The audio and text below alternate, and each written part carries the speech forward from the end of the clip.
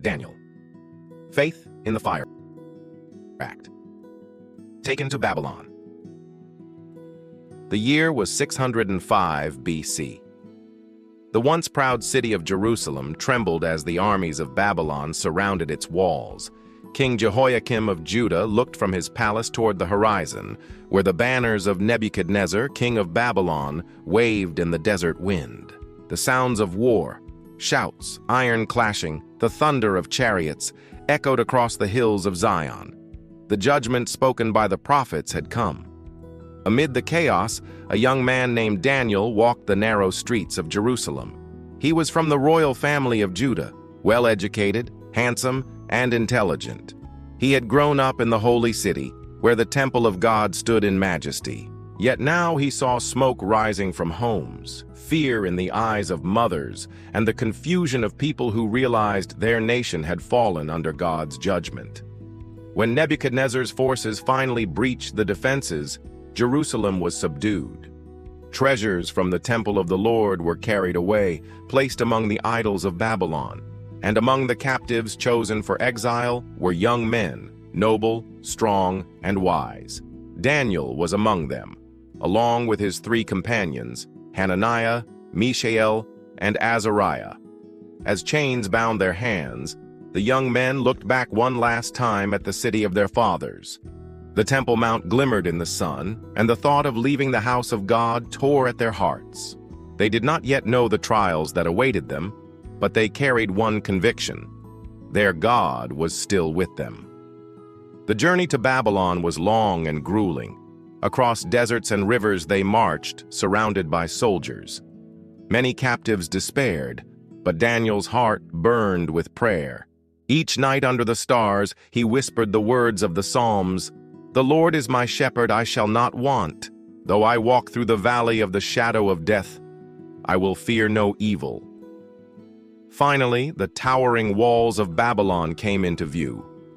The exiles stared in awe at the grandeur of the city. Massive gates of bronze, walls so wide chariots could ride upon them, and the great river Euphrates flowing through. Statues of strange gods lined the streets, and the ziggurat, the great temple tower, rose like a mountain of bricks into the sky. In this foreign land, the captives were brought to the court of Nebuchadnezzar. The king commanded that select young men be trained for 3 years in the language, literature, and wisdom of the Babylonians. These would serve in the royal palace. Daniel and his 3 friends were chosen. The chief official, Ashpenaz, looked them over. As part of their training, they were assigned daily portions of rich food and wine from the king's table. To many, this was a privilege beyond imagining. But for Daniel, it was a test of loyalty.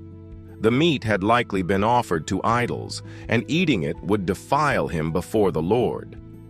Daniel's heart resolved in that moment. He would not defile himself. Gathering courage, he approached Ashpenaz and spoke with humility. "Please, test your servants for 10 days. Give us nothing but vegetables to eat and water to drink. Then compare our appearance with the young men who eat the royal food, and deal with your servants according to what you see." Ashpenaz hesitated. To displease the king could cost him his life. But God had granted Daniel favor and compassion in the eyes of the official. Reluctantly, the test was allowed. For 10 days, Daniel, Hananiah, Mishael, and Azariah ate only what was clean before God. Each day they prayed for strength, asking the Lord to honor their faithfulness. And when the 10 days ended, they appeared healthier and stronger than all the others who had feasted on the king's delicacies. Ashpenaz was astonished. From that day forward, he allowed them to continue their simple diet. The years passed, and the 4 young men excelled in knowledge and wisdom. God gave Daniel special understanding in visions and dreams. When the time of training ended, Nebuchadnezzar himself examined them. No one was found equal to Daniel and his friends. In every matter of wisdom, the king found them 10 times better than all the magicians and enchanters in his realm. So Daniel entered the service of the king of Babylon. Though far from Jerusalem, though surrounded by idols and pagan customs, Daniel stood firm in his faith. In the courts of men, he remained a servant of the Most High God. And thus began the extraordinary journey of Daniel, a journey of courage, wisdom, and faith that would span the reigns of kings, the fall of empires, and visions reaching to the end of time.